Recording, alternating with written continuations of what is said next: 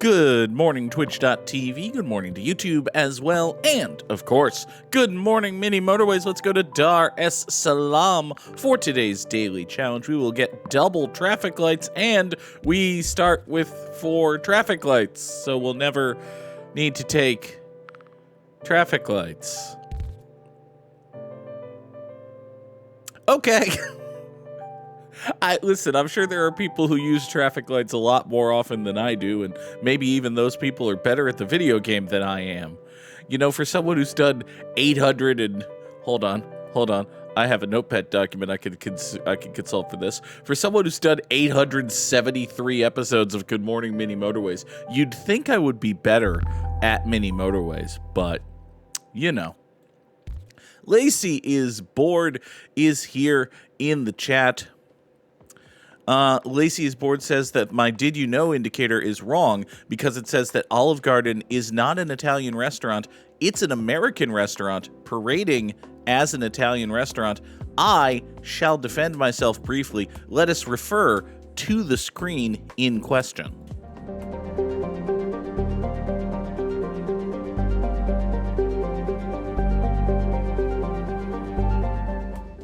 As you can see, it says, and I quote, Olive Garden serves perfectly fine Italian food at prices that are a little too high, considering that it's relatively easy to get very good Italian food at similar or lower price points. Let the record show that this viewer was here first.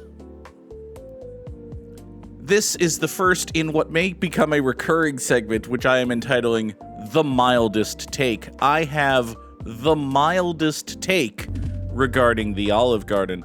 However, Lacey is, quite frankly, just flat wrong. I never said that Olive Garden was an Italian restaurant. I said it served Italian food. It's a very important difference there. You can get something occasionally, they don't always have it on the menu, but you can get something that calls itself a chicken parmesan sandwich at Burger King. Is Burger King an Italian restaurant? No. Is chicken parmesan an Italian dish? Also no. It is, however, fucking delicious. So, there's that. Sunflare Space was here first. Good afternoon, Sunny. So, Lacey, you are right. The Olive Garden is not an Italian restaurant. It is an American restaurant that dresses itself up in vaguely Italian imagery and says, "Here, dumbos, slop." It is fine. It's a perfectly cromulent Italian food purveyor. That's it. That's all there is to it. The reason we're having this discussion, by the way, is that I was given a $100 gift card to a series of restaurants, which I assume are all owned by the same people. Those being the Olive Garden, which is, Olive Garden, you've heard of it. Longhorn Steakhouse, which is a steak chain around here. When I say around here, I mean they have restaurants in New England and also other places. Cheddar's Scratch Kitchen, which I've never fucking heard of. Yard House, which is apparently some sort of brew pub. Bahama Breeze Island Grill, which, to my understanding and research, exists in Florida.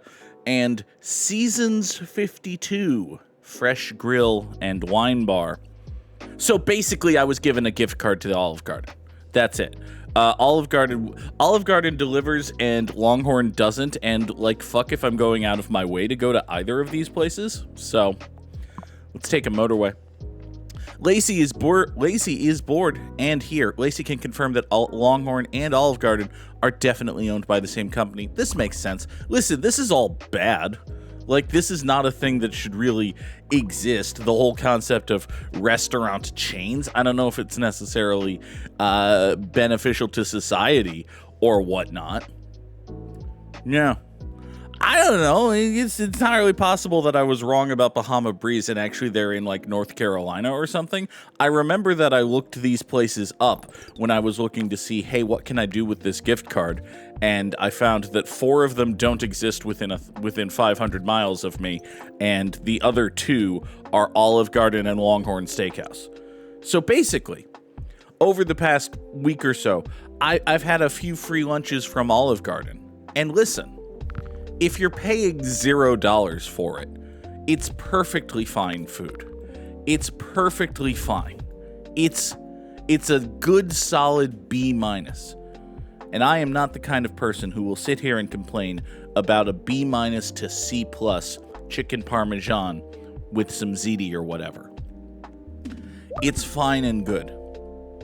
You can do better for your money. I'm not telling you to pay these people anything for anything. I'm not telling you to I'm not endorsing their good or service. This is not a hashtag sponsor the Goog moment. Although, listen, I don't know. I haven't heard anything exceedingly evil that I can remember. $35 for a tour of Italy is ridiculous. That's too much money. Don't pay $35 for a plate of, what's in the tour of Italy? I just saw it on the menu yesterday, and yet I can't remember. It's like a hunk of lasagna and a little bit of ziti and some fettuccine alfredo, I think. It's those three things. And listen, those are three tasty things, but you don't need to spend $35 for that. I'm not telling you to spend your money here. I'm saying that if you can get it for $0, it's better than starving. It is indeed better than starving. I actually had a very good slice of cheesecake, I will say. Now, granted, I'm not a person who has cheesecake terribly often, which is one of the great tragedies of my life, but yeah. Anyway, this yellow down here has gone circular, which is probably fine. What are we going to do about that, actually? You know what? I think we're going to move this motorway. I know exactly what we're going to do, actually. We're going to have these go over to here. The random Cult of the Lamb music is good music. It fits with the vibe, hopefully, maybe. I don't know. I like the music in Cult of the Lamb. It's a good video game. It is a good and fine video game, which we played on the channel. Just talked about Cult of the Lamb yesterday. We've talked about Cult of the Lamb multiple times on the stream this week, and I haven't plugged their new DLC one single solitary time. Cult of the Lamb : Woolhaven, available for purchase, I assume, and download now. Buy it, play it. It's good, I assume. It's by the people who made Cult of the Lamb, and Cult of the Lamb is a very good video game. So, oh, Sunflare Space once bought a very nice cheesecake in London and dropped a slice on the floor. Oh, no. Oh, and cheesecake is one of the worst foods to drop on the floor for the following reason. It's one of those foods where if you drop it on the floor, you think you can salvage it, and you're wrong. Like, you drop a slice of pizza on the floor, there's a 50-50 chance here. Either it lands crust side down, and you can just pick it up, brush it off, make sure it didn't land in anything disgusting, and you're pretty much good to go. Or if you have, like, a good, well-contained sandwich that isn't slopping all over the place, you drop that on the floor for a second, you're okay. Conversely, you have a bowl of cereal, right? Or like a plate of spaghetti. If you have a bowl of cereal or a plate of spaghetti and you drop it on the floor, you know that it's fucked. You know that the whole thing is gone, okay? You have ruined this thing, and that's sad. That's bad, and it's unfortunate. But what it isn't is deceptive. Because if you have a slice of cheesecake, or like really any cake, some pies are like this, but any slice of cake, if you have a slice of cake and you drop it on the floor, you think to yourself, I can just carve all of the horribleness off of this. And yes, I'm going to lose some cheesecake, but I can rescue most of the cheesecake. And my friends, you're wrong. It's just dead. And you can never convince yourself of this. I may be ascribing an awful lot of me when I say you, but, you know, it was a funny comedy riff, damn it. Oh, and it went splat in a very annoying little crevice. Oh, cheesecake doesn't seem like the kind of thing that you want to let sit and go bad. I imagine if you let cheesecake sit and go bad, it's going to be a real bad time for you. What are we going to do, by the way, about this dark blue business over here? It's kind of awkwardly positioned for everything. I think what we're going to do is I'm going to steal these 3 dark blue houses from this road, and I'm going to draw motorway number 2. And what that means ultimately is that these 6 houses here are the only 6 houses supporting this business, which is still kind of just fine. Like, this is basically okay. Incidentally, this yellow over here shall be serviced by the 4 of these, which run over here and then down. The 5 of these, which run over here and then down. This red jumps over here. The 6 of these, which run over here and then down. Listen, buddy, if you wanted to go circular, that would be just fine. We're almost at a point where I want to run these yellows up to this circle and have these take care of that, but that seems silly and dumb and hard, so... hi. You're purple. Alright, let's... Ooh, God dang it. Okay, alright. Well, that's annoying, but here's what we're going to do about it. First of all, we're going to whine and cry and complain about how sad and annoying it is. Second, we're going to redraw this road. You're going to come over here. You're going to swing down that way and up like so. You yellows, in turn, will do this. We'll toss one of our free traffic lights over to there. And now, let me yoink several of these dark blues. First of all, you 3 point down here. Secondly, there are now 3 dark blues right here.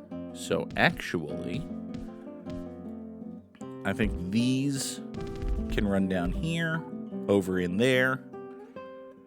Kill motorway number 2. Do I want to kill motorway number 2 or extend it somewhere? I think I want to kill it. And ultimately, we're going to replace things with things. So let's give this all a second to pull itself together. Get more purples over here. Get these yellows down that away. Okay. Next. So I killed motorway number 2, and I pulled these 3 dark blues back over here to support this circle. That, in turn, means that I can slightly restructure the approach for coming in here. And we'll take these 3 dark blues, boop, boop, boop, down here, and swing out that away.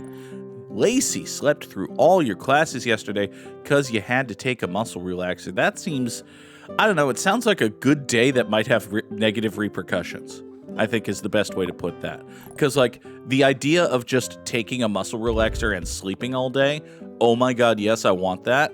Please, can I have that? Pretty, please. I promise I'll be good.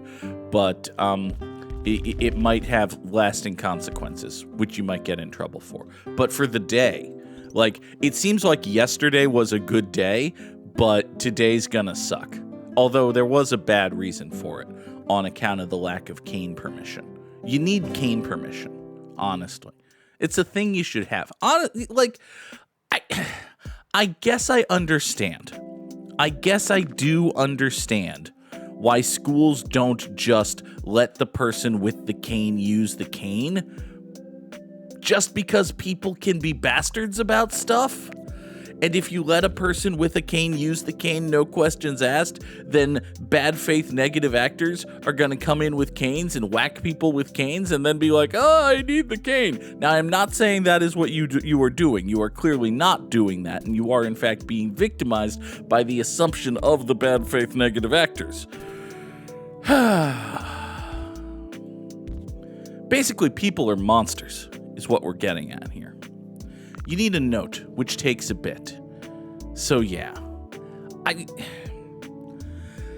it's one of those situations where you very much want to assume the good faith about people, but at the same time you do have to protect against the bad faith about people, because if you just assume the good faith, then the people with the bad faith will use that maliciously, and the bad faith will win. So what we need, as with all things in society, is a spirit of bad faith, but only against people with spirits of bad faith, which is tricky. It's a tough row to hoe. We need to be intolerant of intolerance. And that is hard for some people to understand. But we'll get there. Or we won't. We've only been doing this, organized, structured civil society thing for like 10,000 years max. Probably less than that, but I wanted to shoot high so as not to offend people. Probably didn't shoot high enough. My point is that as a species, we've been around and extant for quite some time, and we've been organizing ourselves into these little countries and whatnots for less time than that. And we're still learning some shit. And also, bastards exist. Never forget that bastards exist. What are we gonna do about this dark blue up here? My first instinct is to go, fuck. My second instinct is to go that doesn't help anything. So, is a good question. Let's bulldoze a tree. Sorry about that tree. And then we'll take these up here. Yeah, like this whole country. As you're gonna hear, God, just so much this summer's gonna be insufferable. Oh, I am not looking forward to this fucking summer. This whole country has only been doing it for like 250 years. Like, that is 3 good lifetimes.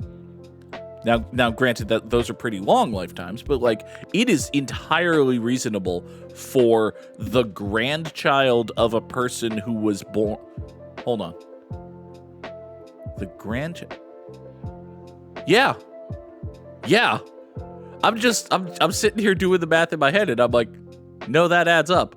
It is reasonable for the grandchild of a person who was born before the United States of America was a country to be alive today. Matter of fact, it would be weird if that wasn't the case.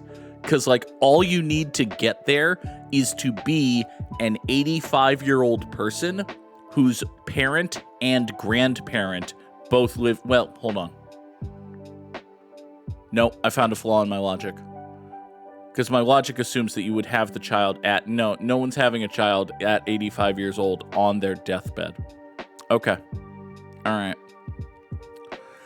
So the good news is I talked myself out of a stupid position. The bad news is if I hadn't talked myself out of the stupid position, it would have been great for engagement. There would have been people in the comments going nuts and blowing up my spot about how stupid my presumption was, and then I would have gotten, like, I don't know, sweet SEO something. Oh, this is why people who make content are also fucking stupid. It's because the algorithms incentivize them to say things which generate interest and revenue and comments and such. And the best way to generate comments and such is to say something monstrously stupid, such as, for instance, it is reasonable to be a person whose grandfather was alive before 1776, which, upon further reflection, is kind of a stupid thing to say. It's not actually reasonable. If you are alive watching this video right now and your grandfather was an extant human being before the United States of America was an extant existing country, I'm sorry. In my defense, it's 7:16 in the morning and I'm basically riffing into a microphone, and you're eventually going to say stupid things if you riff into a microphone long enough. Let's see here. What are we going to do about this purple business, I wonder? The easiest thing to do is in fact the thing I think I'm going to do. So this road had come up here to grab these 4 houses. What if it just doesn't? What if it just stays back down here and we rely solely on these 3 to support this business, which in turn allows these 4 right here to swing up that away and serve this? Okay. Lacey, as we've recently discovered, is a tiny baby actual child, so your grandparents, I don't know, were beatniks or something. You don't pay attention to them. All you know is that your grandfather on your dad's side got hit by a bus while he was crossing a bridge, which sounds like something that would happen to a beatnik, actually.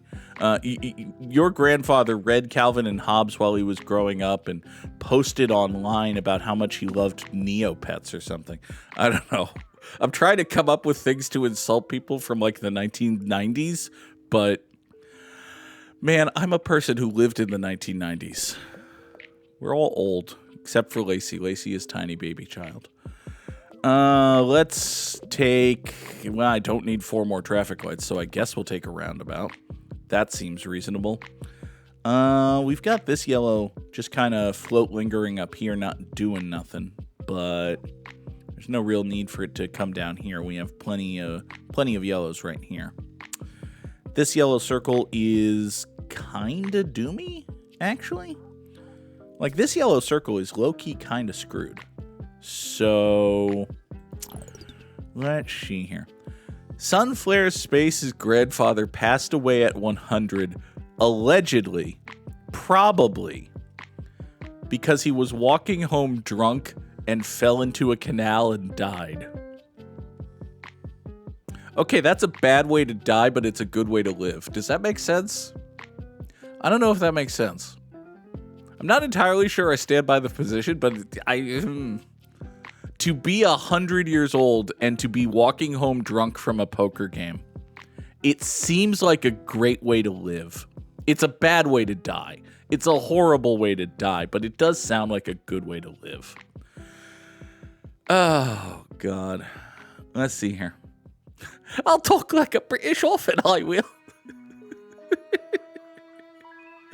Oh, God. All right, what are we going to do here? We're going to... I'm thinking I want to put these 3 yellows on the motorway coming over here to help better serve this business. I don't know if that's actually a thing I want to do. If I do that thing, I'll have to use these... Ooh. Okay, well, now we've got some anger happening. This purple business is mad about stuff. All right. Let's solve some problems, shall we? First of all, we've got these blues here. All right, here's what we're going to do. We're going to chop this road. And... All right, we're going to chop this road. We're going to kill this traffic light. We're going to chop all of this nonsense. We're going to chop all of this nonsense. We're going to run the dark blues. We're going to run the yellows up here, grab these purples, bring them back down here, and get into this business. Meanwhile, we're going to take these 3 purples from way over... Actually, no. Hold on. We're going to grab these reds from here and do that. That frees up these 3 purples right here to take motorway number 2 into that purple business right there. Okay. Next, this yellow needs to exist. So we come down here, we staple these 2 yellows to this road, they serve that business. This is totally fine. Okay. That means I think we're okay. Lacey is bored, would like to know the good place point value of eating a bag of fragrant chips on a bus and also crunching them along with the initial action of pulling the very loud bag of chips out of wherever you stored them, unrolling them, and then sticking your hand in the bag to unwrinkle it. Okay. So you're eating, like, ultra stanky onion Doritos or something. You're eating your bag of ultra stanky onion Doritos on the bus. And in order to first do that, you have to make a big production out of it. Like, you gotta reach in, you gotta open your backpack, and you gotta rummage in, and you gotta pull it out, and all the while it's just going... Hold on, I need a thing. I need a thing to think. Come here. Ah, no! Oh, boy! Ah! Well, I wanted to make noise. It's not the noise I intended to make, but I did cause a commotion. All right, so you've got your bag of ultra stanky onion-ritos, and you're going in and you're rustling and you're jimmying and you're shaking them up, and you go in, and then you open finally this trash bag sized container of ultra stanky onion-ritos, and they're just so very stanky. Okay, this is a bad action. You are being inconsiderate to your fellow bus passengers. You do need sustenance, but you do not need this sustenance. When you packed the bag of ultra stanky onion-ritos, you knew that you were going to be on a bus. This is a faux pas. This is a thing you should not do. This is not a horrendous thing. You are in all likelihood, you are inconveniencing people without harming them. Like, we're assuming that no one here is allergic to ultra stanky onion-ritos. They just don't particularly enjoy the stank. So,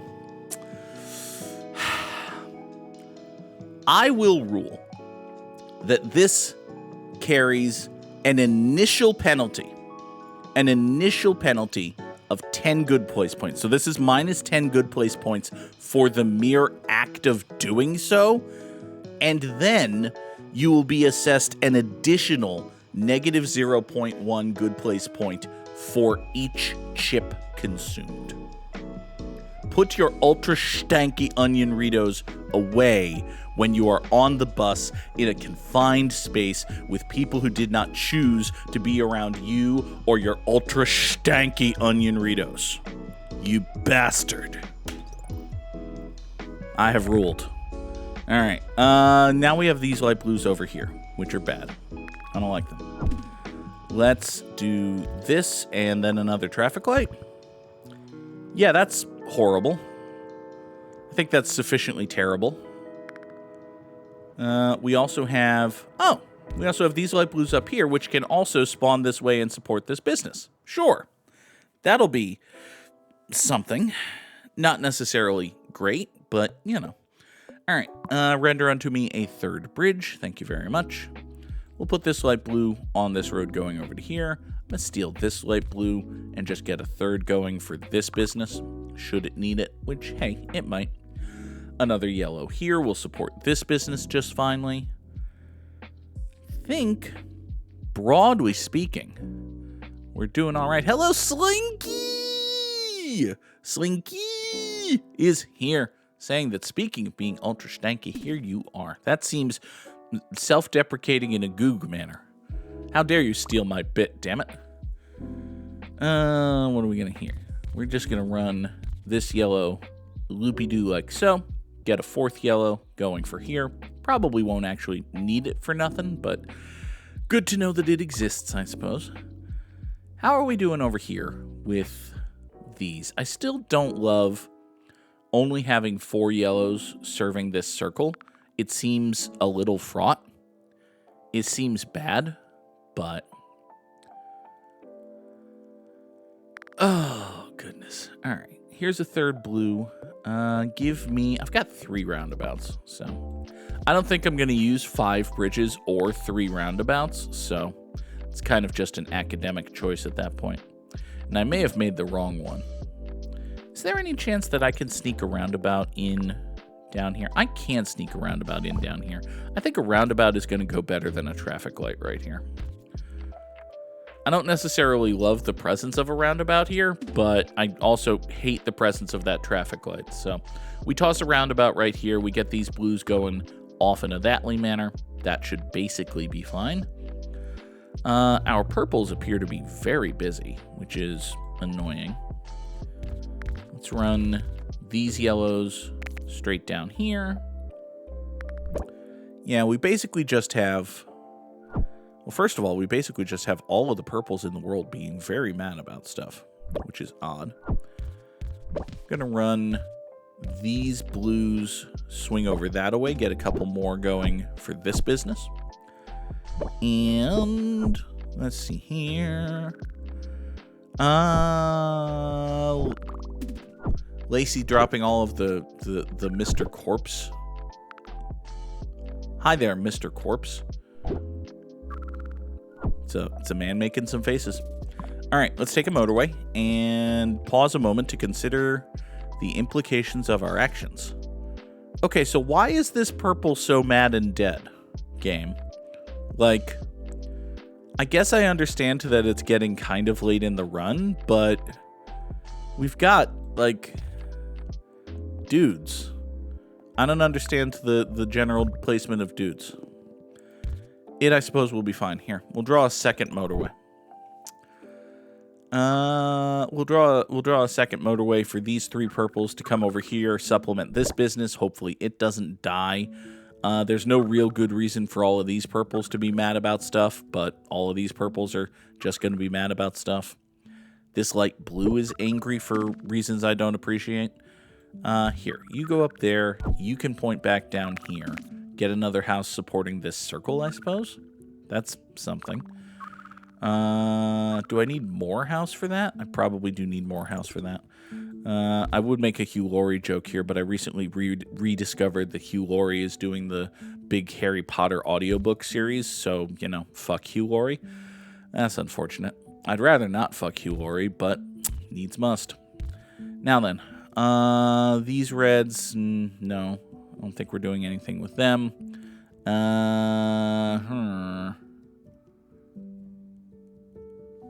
Oh, hey, Slinky, a thing I probably knew but forgot, is Sunflare Space's husband. Hello, Sunny's husband, Slinky. He is ultra stanky. Sunny has to sit next to him. It's awful. It's awful. Twitch has been more of a matchmaker than most dating apps. This is true. I have a friend who met his wife on Twitter. I actually, come to think of it, I have multiple friends who met their wives on Twitter. That's awful. I mean, good on you, but man, Twitter. You know, things happen. People meet. Internet gonna internet. We'll toss this dark blue up over here because I can make it a single straight line connection over to this business with just a wee tad of effort. So let's do that. And oh, you over here are angry. Okay. Oh, I have a terrible idea. What if I do this and also this? That way I get this blue house to serve this business, and there are no negative it died. Well, okay. At least it died. I didn't even see what my score was, but we'll figure it out. 2,677 is a number. It's top 15% in the world. It's not quite as good as Samurai Sam. Drop those slams in the chat. And now, let us come over here and introduce ourselves once more to our very good friend, the Wordle. Hello, the Wordle. The Wordle today is chair. It could be. There's nothing saying it's not, aside from the recently discovered knowledge that it is, in fact, not. But, you know. The Wordle today is Mafia. It could be Mafia. You don't know that it's not. Now we do. Now we're aware of that, but previously we hadn't been. All right. You skipped the middleman, married a streamer. Hey. Oh, God. Ow. Ow. Ow. My back. You killed them in Death by Daylight. Aha. Aha. It's the tale as old as time. Boy meets girl, boy stabs girl in video game, girl go... Never mind. What are we doing for this? It can't be radio because there's no R. Could be patio. Yeah, it could be patio. It's not patio. Could have been, but now we know that it's not. How on earth is there an O in this word? Hold on. How is there an O in this word? Is there anything that goes A-O? I don't think so. There certainly isn't anything that'll be in the... No, there's nothing that would be a Wordle word that goes with that. I can think of the plural form of a 4-letter word that would fit that box, but nope. I don't think we're doing that. Which means, oh, it's Oasis. It's Oasis. As soon as I typed the OA, I was like, wait a moment. Okay. It's Oasis. Ow. There's your Wordle today. All right. Away goes the don't tell me the answer text, because if you know the answer, tell me the answer. As we're in, hi there, bear that looks like Ted. Are you just Pink Ted? This might just be Pink Ted. All right. So we've got... this kid is wearing a shirt that says Qatar Airways, and you'd think that would mean that they're in Qatar, but actually, this is a jersey of, I think that's PSG? I think that's the crest of Paris Saint-Germain, which is a French professional soccer team, because that says Paris, and this is the Eiffel Tower. Okay, so you're wearing, thank you, Lacey. The word is, in fact, Oasis. She told me the answer after I took away the don't tell me the answer text. Thank you. All right, you're a bear I'm supposed to recognize, aren't you? So this kid is wearing a PSG jersey. This kid is wearing another soccer jersey. Well, another jersey. This might be an American football jersey, actually. But the signage here is not French. It is, in fact, Arabic. So... let us return once more to the airport the airline sponsor of this shirt. Huh. Okay. So you're a dude with a satchel there, and you got a band and a bear and a parade and a big old fancy Middle Eastern city. Are we in Dubai? This could be Dubai. It could be somewhere in Qatar, which, as I recall, is like adjacent to the UAE. Huh. I guess we're in Dubai. I don't know, man. It occurs to me that I haven't been noting funny things that I say today, and if you point out the correct statement that I haven't said anything funny, well, that's just mean. Let's see here.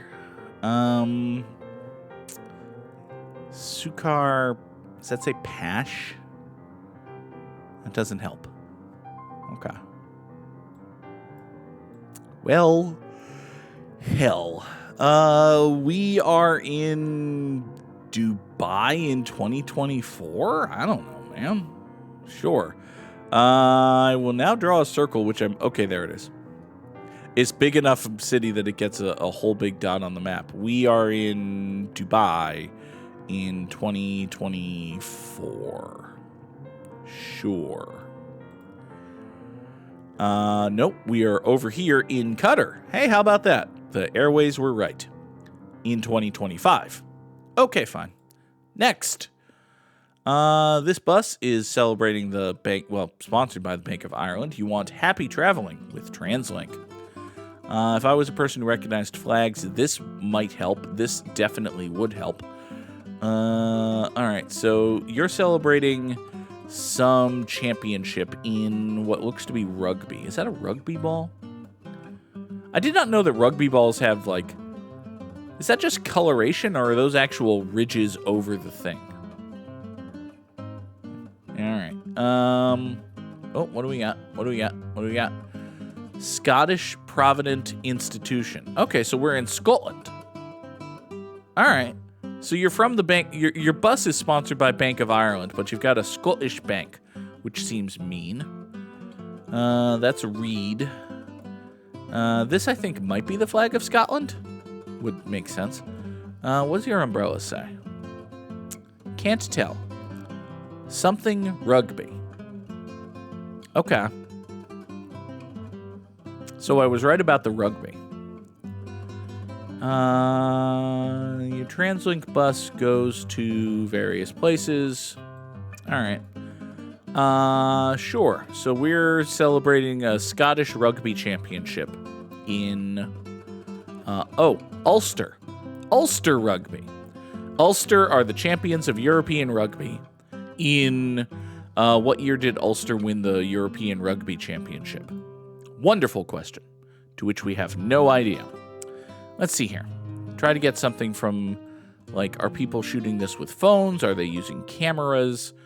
They have tiny children on shoulders, which is nice. Man, you'd think there would be something here that says the year, right? Something like, oh, we're the 2002 rugby champs, boyo. No? No? All right. Huh. All right. I don't see any kind of phones, really. This is leading me to think that this might be either early 21st or even late 20th century. Could this just be 2000?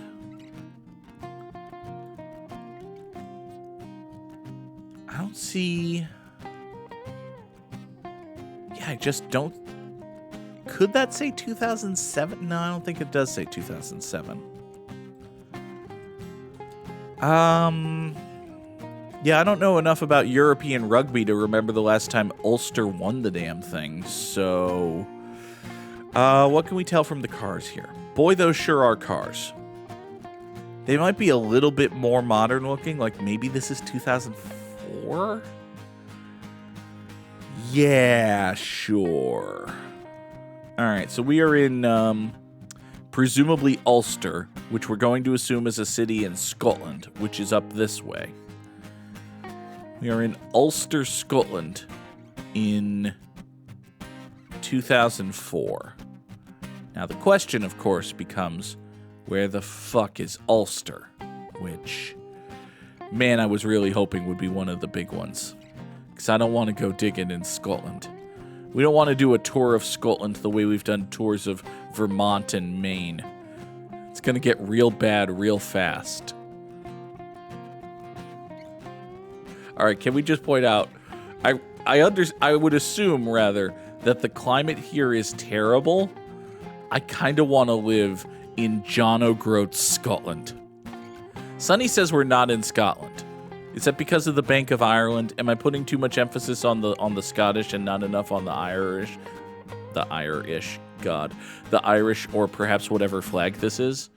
Perhaps I'm putting too much emphasis. I very much want to live in John O'Groats, Scotland. If you are or know anyone who has ever been to John O'Groats, Scotland, I want to know everything. Tell me everything about John O'Groats, Scotland. Until then, where would they have Irish? I mean, they would have Bank of Ireland buses in Ireland, but this thing said Scotland. When the bank said Scotland. All right, is Ulster a city in Ireland? That would also make sense. Are we in Dublin, Ireland? Are we in Limerick? Are we in no? Are we in Killarney? Are we in Cork? Are we in Watergrass Hill? Are we in we're in Dublin, Ireland. We're not doing this bit. We're not doing this bit. We are in Dublin, Ireland in 2004. We are in Ulster, which is in Northern Ireland. Fair enough. We're in Belfast, Northern Ireland in 1999. Okay, fine. Hi, Sam.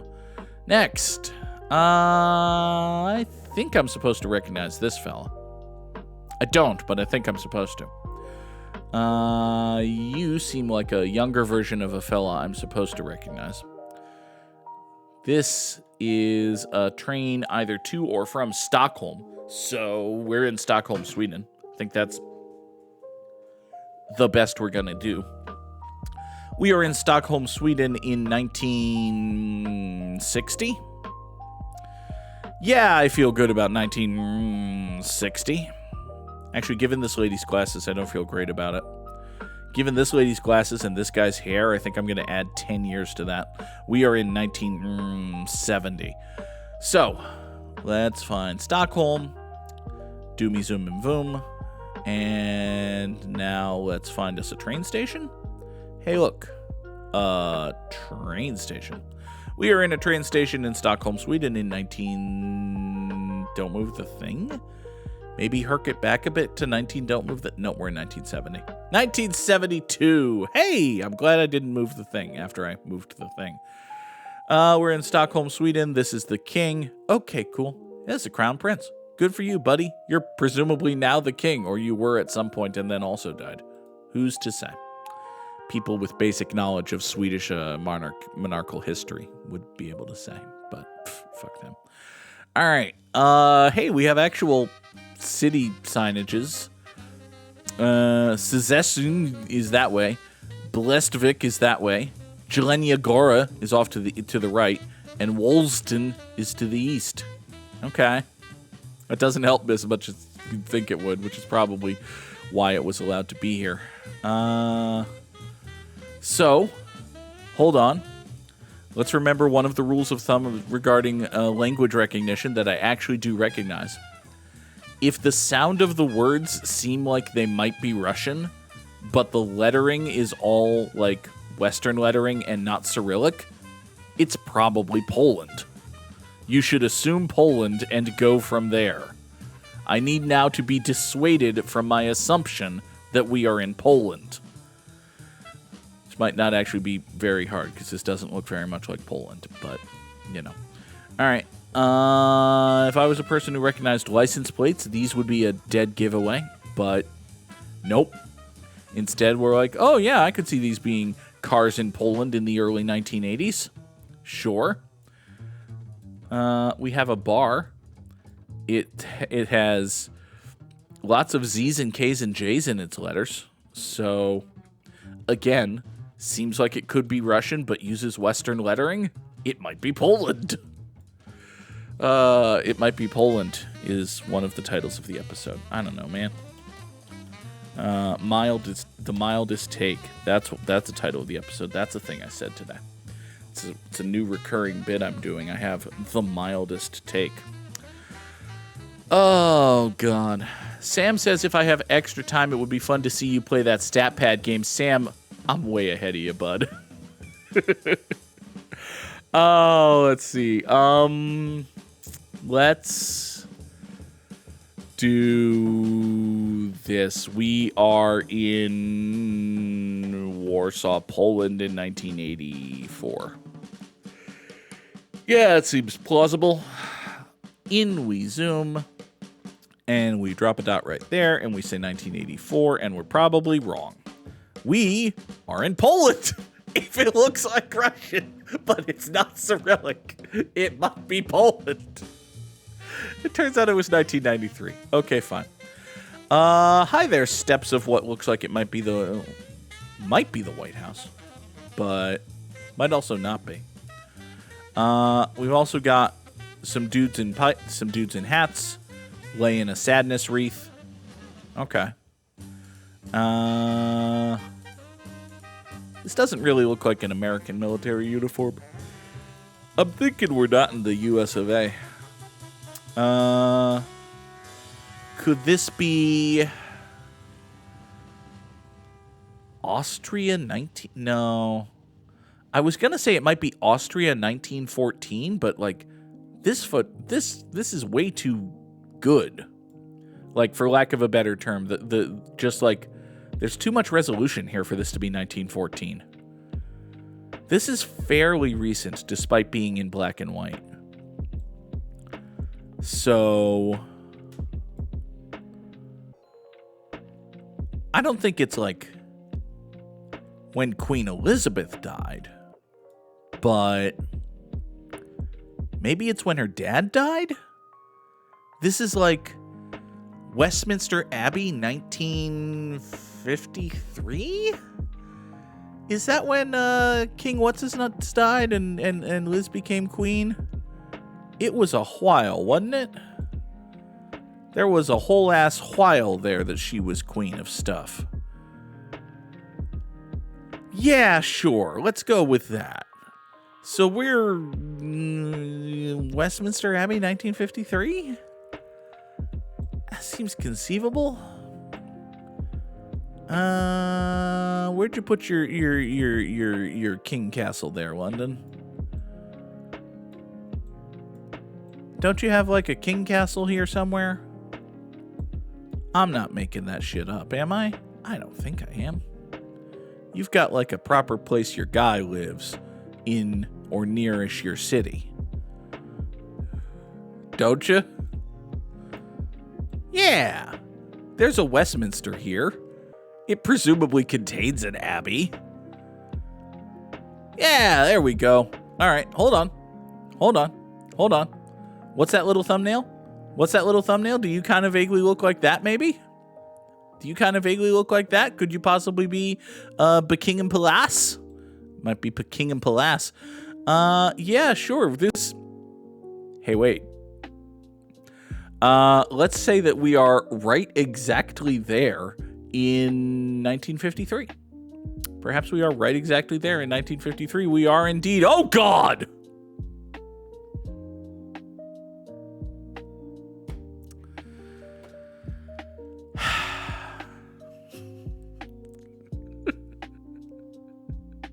Okay, so I was wrong about stuff.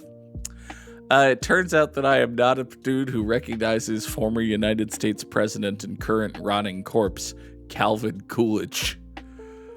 So, this is former United States President and current rotting corpse, Calvin Coolidge, along with the Secretary of... Yeah, okay. So this is apparently the Tomb of the Unknown Soldier, and this is... It's the end of World War I. So, man, I did real bad. I did real bad on this last one. I felt so good, and then I did so bad. 34,045 short is a score. So this game, in lieu of today's Immaculate Grid, let's play a game called Stat Pad. So, here's what we're going to do. Now, this same season indicator is new to me. So the basic idea with Stat Pad is it gives you a category and some limitations. And for this one, it's baseball. So for this one, we need a dude who had the most. You're looking for the best player to fit the category. Not like an obscure dude. You're looking for highest total amount of goodness.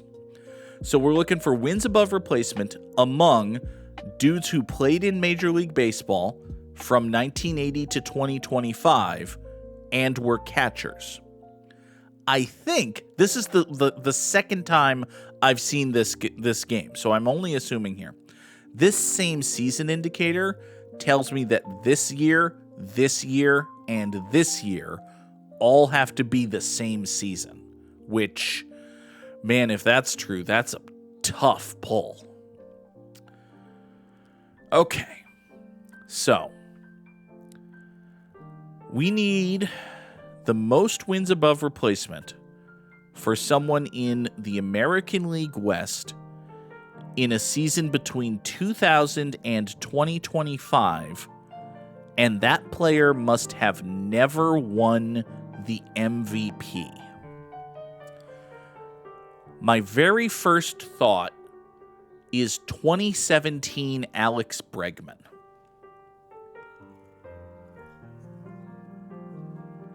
2017 was the year that the Astros blatantly, openly cheated, won the World Series.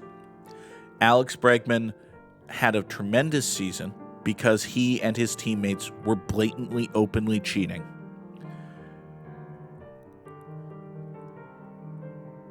And Alex Bregman did not... I don't think he won the MVP in 2017. And he hasn't won it since, and he won't win it ever again because he is not allowed to blatantly, openly cheat anymore, and therefore he is not as good.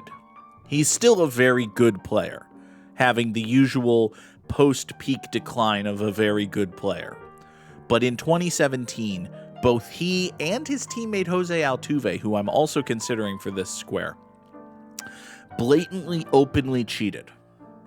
And I'm trying to think if there's a better pull in here. Like, an early Ichiro season is possible, but I think 2001, Ichiro won the MVP. So it's not going to be Ichiro. You're not going to get 2000 Alex Rodriguez because he won the MVP in his career. I think Josh Hamilton won MVP one of the years he was with the Rangers, so it's not going to be him. I'm very confident that Jason Giambi won an MVP. I know that both Mike Trout and Shohei Ohtani have won MVP, so it's not going to be any of them. Do pitchers count? Yes. Yes, they do, actually. So maybe like Felix Hernandez's best season? What was Felix Hernandez's best season? Is Felix Hernandez's best season, he was probably like 7 or 8 wins? Alex Bregman's best season, I would have guessed, was about 7 wins. I feel like Jose Altuve had a random like 10-win season, but that can't possibly be right. He would have won MVP if he had a fucking 10-win season. But yeah, Felix Hernandez's best season is definitely possible here. I'm just going to go with my first instinct here. I'm going to say 2017 Alex Bregman. So what you do is you enter the player, we're going to say Alex Bregman, and then you choose a year, and I'm going to say 2017. Alex Bregman had 4.3 wins above replacement in 2017. That is not particularly good. 2019 would have been the year to pull Alex Bregman. Sad. Oh well. So that's a bad start. Shockingly, I'm going to be bad at this game. All right. The best player on the 2021 Chicago White Sox. Good God. I'm just gonna say Tim Anderson, because that's about the timeline he was good. Like, Tim Anderson was a very good player a few years ago now. I'm just gonna say Tim Anderson. I don't even remember, I don't remember anything in particular about that. I'm just gonna say Tim Anderson, 4.5 wins above replacement. He's the third best pick. Okay. Now, we need a major league... See, what I don't get about this same season deal is, are all 3 of these the same season? If so, why are there ranges here? I don't understand that.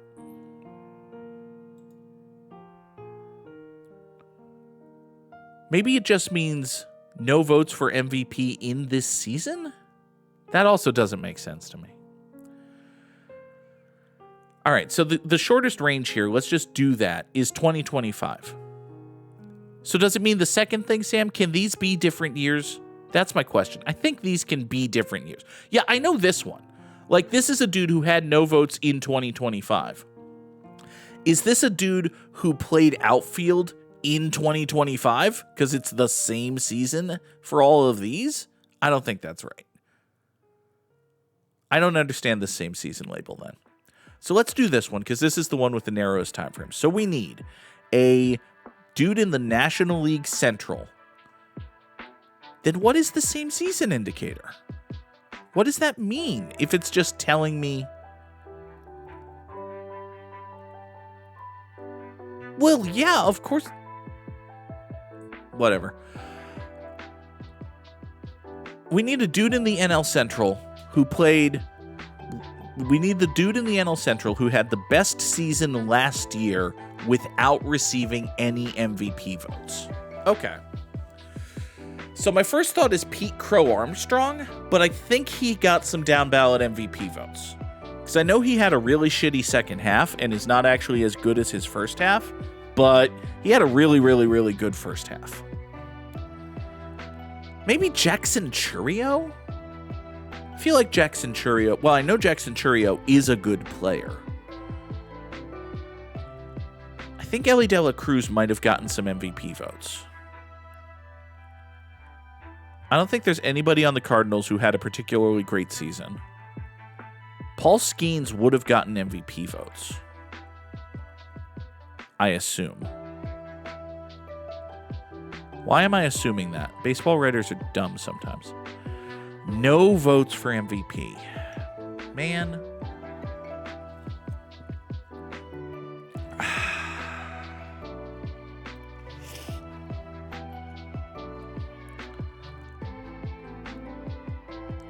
Sam got 4.5 wins. Seiya Suzuki is a thought. Seiya Suzuki might be like a safe pick, just because I can't imagine anyone voted for him for MVP, but he's also a good player who had a good season.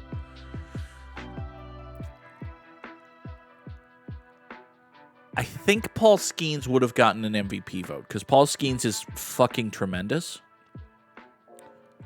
If there was a hitter who's as good at hitting as Paul Skeens is at pitching, that guy probably would have been the MVP. But because Skeens is a pitcher, there's a chance he didn't get any MVP votes and just got a whole bunch of Cy Young votes. I have to assume he got an MVP vote.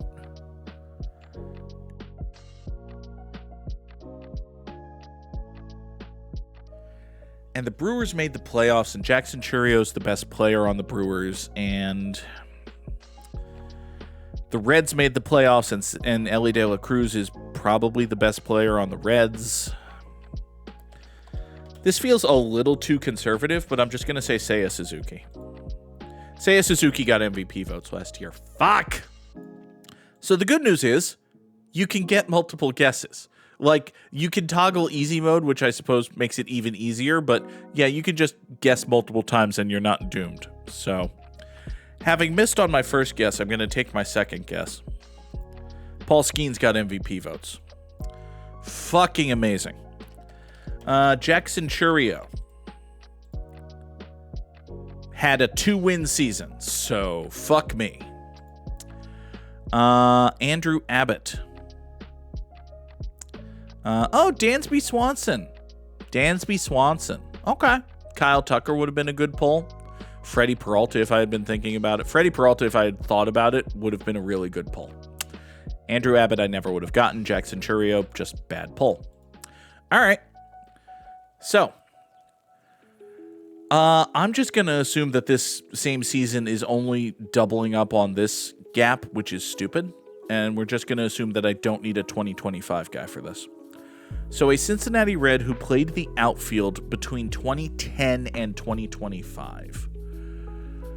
I don't think the best years of Adam Dunn are in there. I think he was still around in 2010, but I don't know that he was with the Reds. Someone who played outfield in the season I pick, as opposed to a different season in their career. Okay. So, first thing I'm going to do is just narrow down who would have been good Reds outfielders in this time. And you're looking at, I think Josh Hamilton had a couple good, this is Josh Hamilton time. And he was a Red, among other things. Oh, God, he's probably the answer. Fuck. I don't want to do Josh Hamilton. Then I'd have to figure out what fucking year Josh Hamilton was on the Reds. It's probably like 2012 Josh Hamilton, actually. Who else could be here? Because the Reds have not been really good over the last 15 years, is the thing. In part because their outfielders have been kind of crap. Like Jay Bruce? Jay Bruce? It might be Jay Bruce.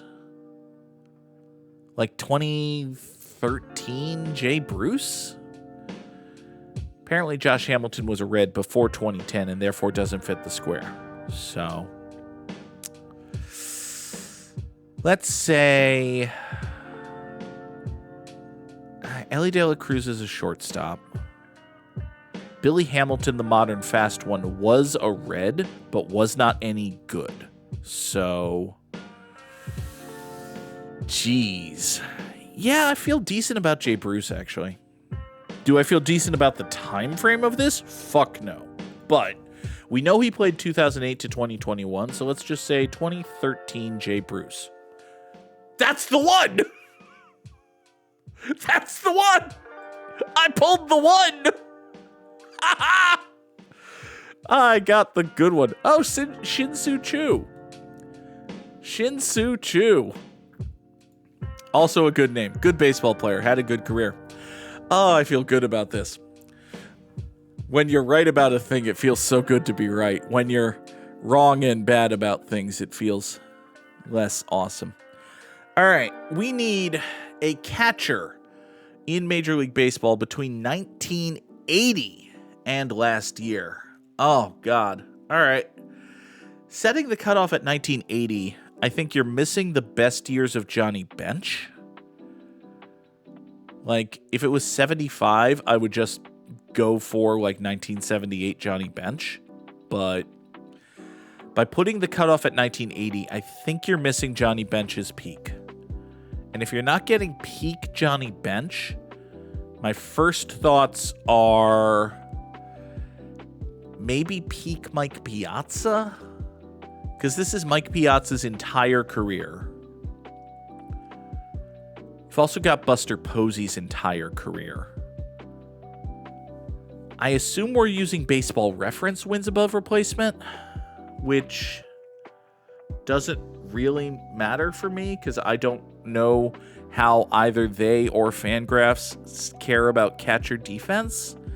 I do know that Piazza was like not particularly thought of as a good defensive catcher. So he was such a fucking good hitter though. It is B-War, okay. That matters ultimately for pitching more than hitting, honestly, but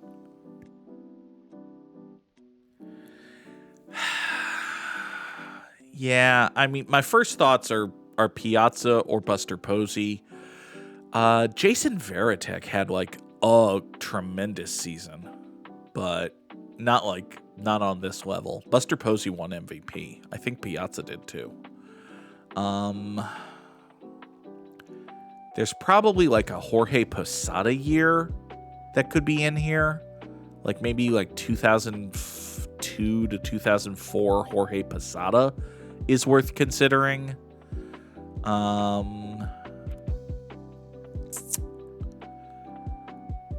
Yeah, like any good catcher over the past 45 years has at least a shot at the discussion here. Is there a Pudge Rodriguez year? Because he was so good at defense? No, I don't think Pudge was on the level of hitter as Posey or Piazza.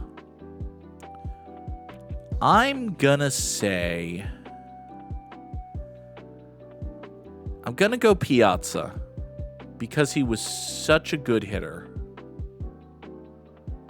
The question is when. I want to say 1996. It's not going to be 94 because that's the strike year. It's not going to be 95 because that's the year after the strike year. And as I recall, there was a shortened season. So they knocked a few games off at the front end of the season. And WAR is a counting stat. It's not going to be super late in his career because he did more DHing. And also just wasn't as good a hitter. 1996? Maybe 1993? Is 1993 too early for the best years of Mike Piazza? Yeah, it's a little bit early for the best years of Mike Piazza. Man, he played until 2007, huh? What about like 2001?